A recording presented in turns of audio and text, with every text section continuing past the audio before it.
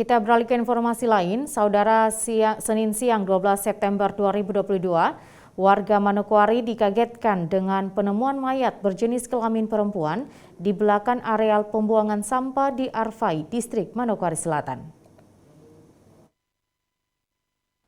Berdasarkan laporan masyarakat kepada pihak kepolisian sekitar pukul 11 siang tadi, ditemukan sosok mayat berjenis kelamin perempuan tidak jauh dari jalan raya kurang lebih 17 meter di areal belakang tempat pembuangan sampah di Arfai, Distrik Manokwari Selatan. Mayat berjenis kelamin perempuan itu ditemukan dalam kondisi menggenaskan. Terdapat luka di bagian wajah korban serta luka pada bagian lutut. Korban ditemukan masih dalam keadaan tergeletak dengan menggunakan pakaian lengan panjang warna hitam dan celana pendek.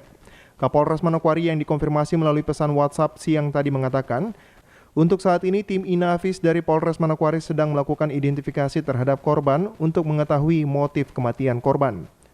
Setelah melakukan olah TKP terhadap korban, mayat tersebut langsung dibawa ke Rumah Sakit Umum Daerah Manokwari oleh tim Basarnas. Tim Liputan TVRI Papua Barat melaporkan.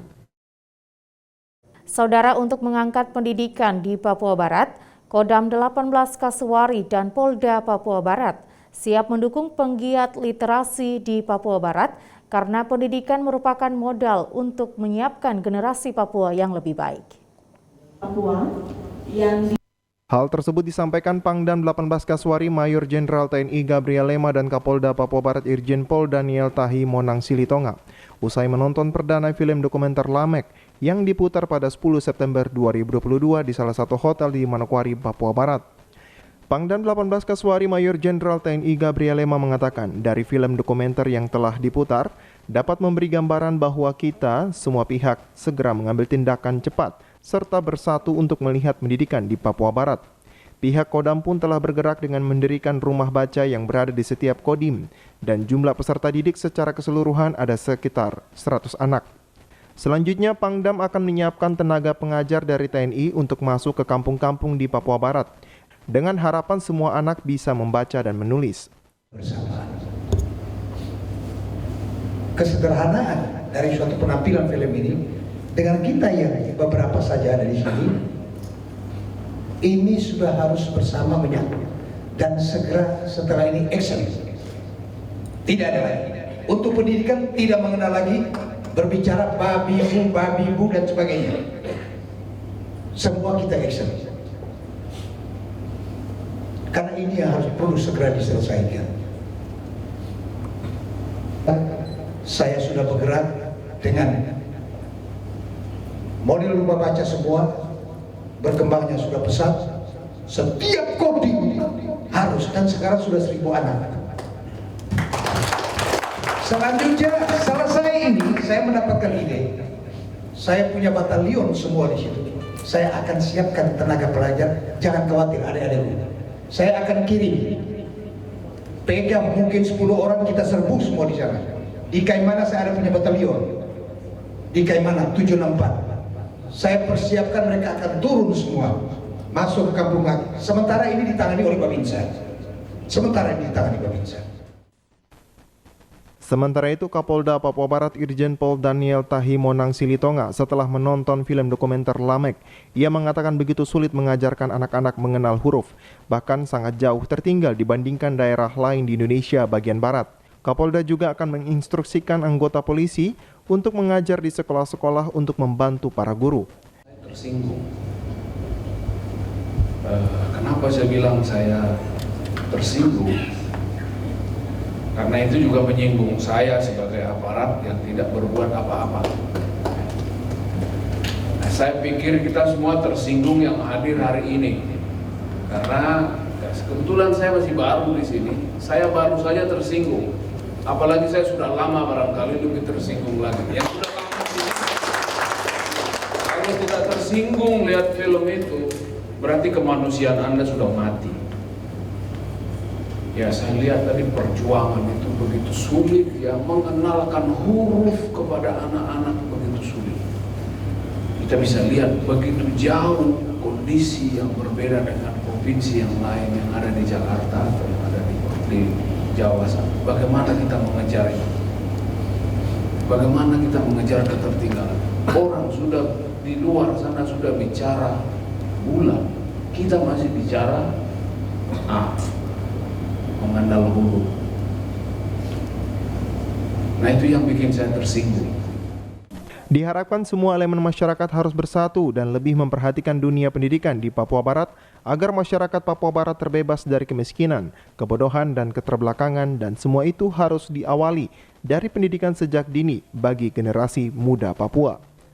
Jimmy Tabisu, TVRI Papua Barat melaporkan. Saudara Badan Pusat Statistik BPS Papua Barat akan melakukan pendataan registrasi sosial ekonomi selama 2 bulan yang akan dimulai pada bulan Oktober hingga November 2022.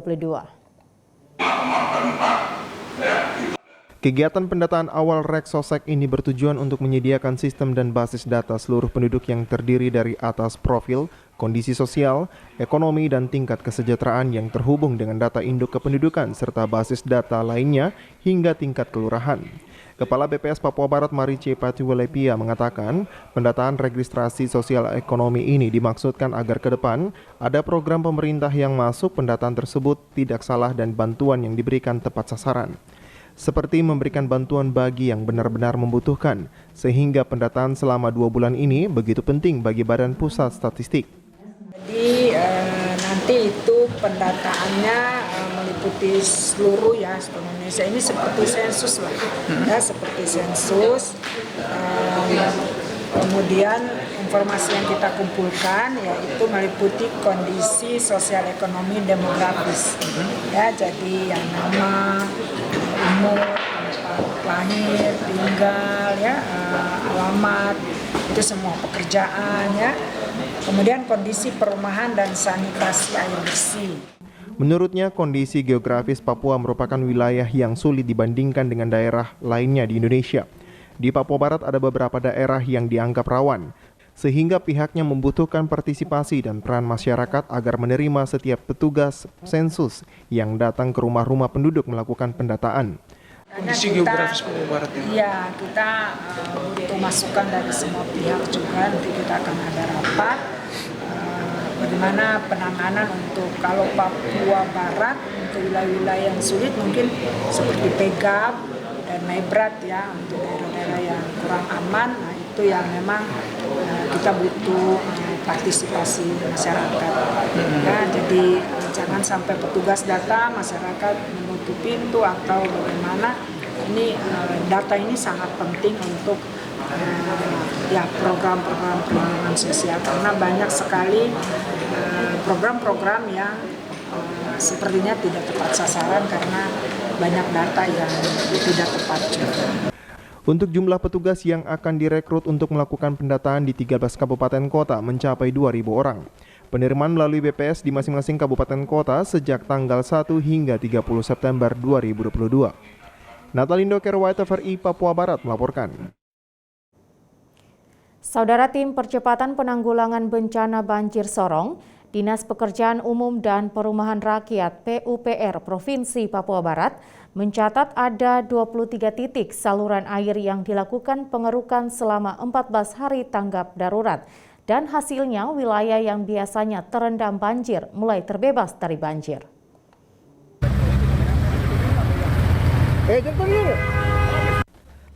Kerja cepat Tim Percepatan Penanggulangan Bencana Banjir Kota Sorong yang dibentuk penjabat Gubernur Papua Barat Paulus Waterpauw telah membuahkan hasil yang cukup baik dalam upaya mengatasi banjir di Kota Sorong, Papua Barat. Selama 14 hari tanggap darurat pasca banjir dan dari hasil rapat evaluasi telah memutuskan Kota Sorong masuk dalam masa pemulihan. Kepala Dinas Pekerjaan Umum dan Perumahan Rakyat PUPR Provinsi Papua Barat Yohanes Momot menyebutkan ada 23 titik normalisasi sungai dan lokasi pengerukan saluran air di sejumlah lokasi yang menutupi aliran air sehingga terjadi banjir. Yohanes mengatakan pengerukan saluran air yang ditutupi jembatan di sejumlah akses masuk pemilik tempat usaha terpaksa harus dibongkar. Karena dari hasil investigasi ditemukan limbah pasir menumpuk hampir 1 meter di saluran drainase tersebut. Meski upaya pembongkaran jembatan drainase itu menuai protes dari pemilik tempat usaha, pihak PUPR berjanji akan membangun kembali jembatan melalui dana APBD induk. Untuk sementara ini jembatan tersebut akan dibangun dengan kayu. Setelah kami identifikasi bahwa benar-benar saluran-saluran yang didirikan oleh pengusaha-pengusaha kita ini yang toko-toko di sekitar sini, mereka jalannya air, sehingga air tidak bisa mengalir dari jembatan kilo 10 ke kilo 12 ini. Di sini macet, jadi semua keluar di jalan. Jadi kami pemerintah itu harus kuat. Kami pelayan, tetapi kepentingan rakyat banyak harus kita pikirkan. Jangan 1-2 orang yang berbuat ulah, seluruh rakyat jadi korban. Hari ini kami kuat, kami bongkar seluruhnya. Apapun terjadi kami bongkar. Pengerukan hampir seluruh sorong kita sudah ada. Kita saat ini ada sekitar 23 titik kami masuk di seluruh sorong dengan hampir sekitar 20-an alat berat. Kita lihat Kanal Victoria hari ini kami kendalikan penuh. Beberapa daerah yang selama ini jadi langganan banjir hari ini terbebas. Sementara itu, Ketua Percepatan Penanggulangan Bencana Banjir Kota Sorong Dance Sangkek menjelaskan, masa tanggap darurat 14 hari berakhir pada tanggal 6 September dan sesuai rapat evaluasi Kota Sorong tahap masa pemulihan dan akan diperpanjang 7-14 hari. Dance menjelaskan rapat evaluasi dengan sejumlah dinas teknis bencana banjir yang melanda Sorong ditemukan hal besar terjadi di hulu yakni pertambangan galian C. Nah, sehingga kita sudah tidak lagi bicara tentang darurat, ya. Kita sekarang bicara tentang masa pemulihan. Pemulihan ini kita rencana 7 sampai bisa 14 hari lagi, ya, bisa 14 hari lagi. Nah, itu melalui proses administrasi sambil Pak Gubernur akan keluarkan SK lagi, ya, SK penetapan darurat. Itu. Kemudian yang kedua, setelah kami melakukan evaluasi hal-hal krusial tentang bencana banjir, ya, kita ada temukan hal besar terjadi di Ujung Jasa. Kemarin kami sudah dapat koordinasi ke Balai Kehutanan, ya. Kemudian Gakumdu Kehutanan, semua merekomendasikan di atas harus ditutup. Dari Sorong, Mikal Jasman, TVRI Papua Barat melaporkan. Kita beralih ke informasi lain, Saudara Pangdam 18 Kasuari, Maijen TNI Gabriel Lema bersama jajaran Forkopimda dan masyarakat Manokwari, Papua Barat mengadakan nonton bareng film Taklukan Mimpi karya anak Papua Barat di bioskop XX1 Manokwari pada Jumat 9 September 2022.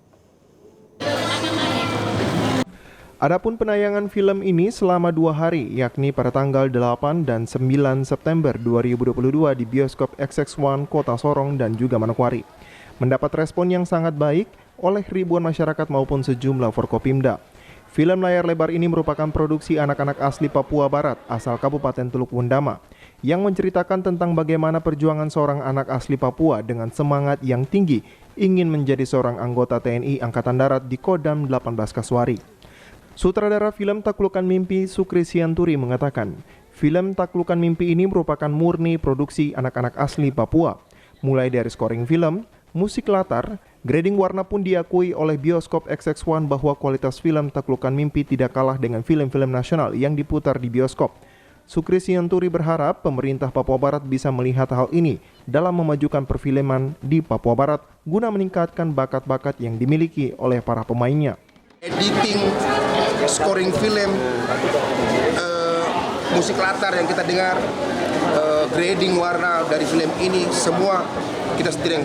Kemarin waktu dibawa ke bioskop bilang kualitas kita tidak kalah sama nasional. Mungkin peralatan yang kita pakai belum terlalu sempurna, tapi untuk segi keseluruhan sudah bisa disandingkan ya minimal dengan film-film nasional. Mudah-mudahan besok kita dapat support dari pemerintah Provinsi Papua Barat agar anak-anak yang sudah ikut main ini terus berkarya sehingga jati diri Papua itu tidak hanya sekedar olahraga bola. Seni, saya mau tegaskan bahwa seni juga luar biasa dan itu dibuktikan oleh adik-adik kita di Wundama bahwa kita juga bisa lewat seni. Pangdam 18 Kasuari Maijen TNI Gabriel Lema kepada awak media mengatakan, lewat film Taklukan Mimpi, ia yakin dan percaya apa yang dicita-citakan semuanya telah digariskan oleh Tuhan, sehingga bagaimana masyarakat harus terus berusaha mencapai keinginan tersebut.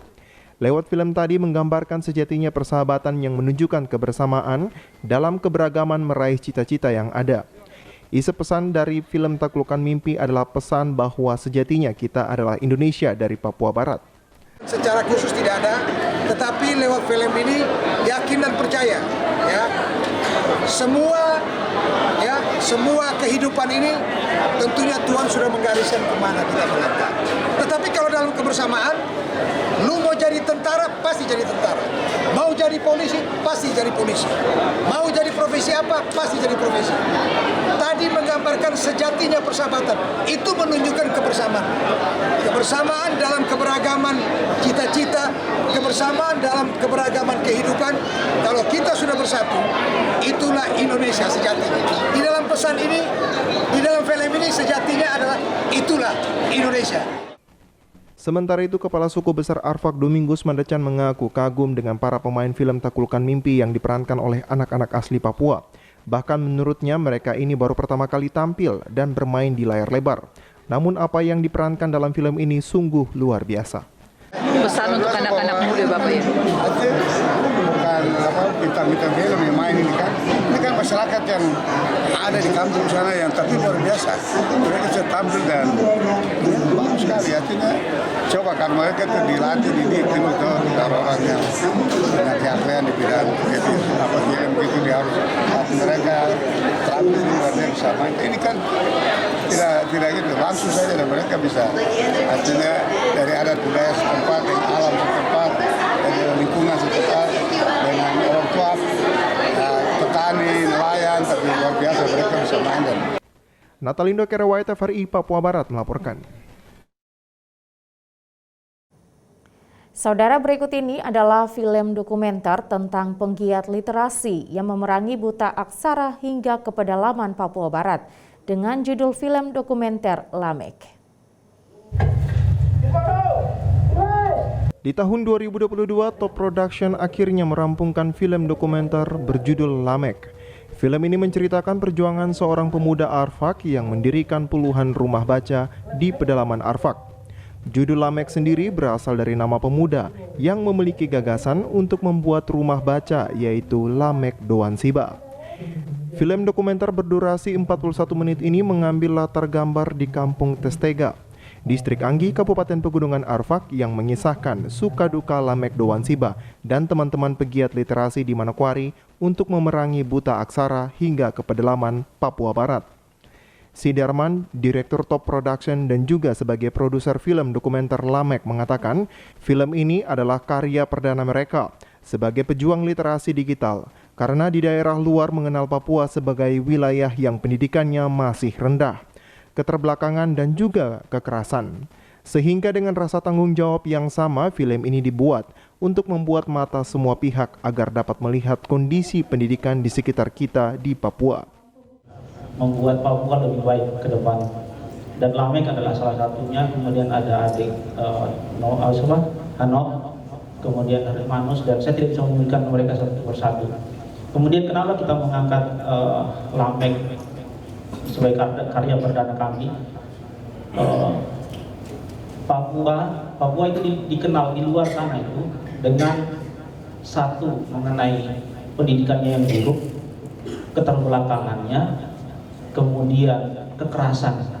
Saya pernah tinggal di luar Papua hampir sekitar 8 tahun, dan stigma itu yang kemudian keluar terus. Sementara itu, produser eksekutif Frankie Umpain menjelaskan film dokumenter Lamek akan diikutkan dalam beberapa festival di luar Papua, sehingga bisa membuka mata serta memberikan gambar tentang pendidikan di Papua. Film ini kita akan bawa dan mencoba untuk mengikuti beberapa festival di luar Papua. Sehingga ajang ini juga harapan kita bisa mempromosikan Kabupaten Pegaf sendiri dari sisi pariwisatanya. Jangan sampai, mohon maaf kata, orang di luar Papua sering tahu tuh Papua itu masih perang-perangan, masih saling bunuh, karena yang mereka lihat ya visual, berita-berita. Tapi marilah itu kita bantah dengan apa yang bisa kita lakukan kali ini. Proses pembuatan film diawali dengan riset selama 1 tahun dan dilanjutkan dengan produksi yang krunya berkolaborasi bersama Top Production dan Imaji Papua.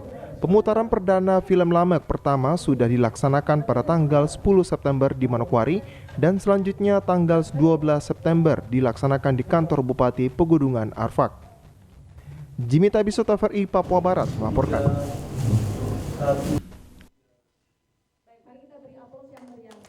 Saudara, informasi tadi sekaligus menutup jumpa kita pada Papua Barat hari ini, edisi Selasa 13 September 2022. Mewakili seluruh kerabat kerja yang bertugas, saya Maria Talim Bekas pamit undur diri dari hadapan Anda.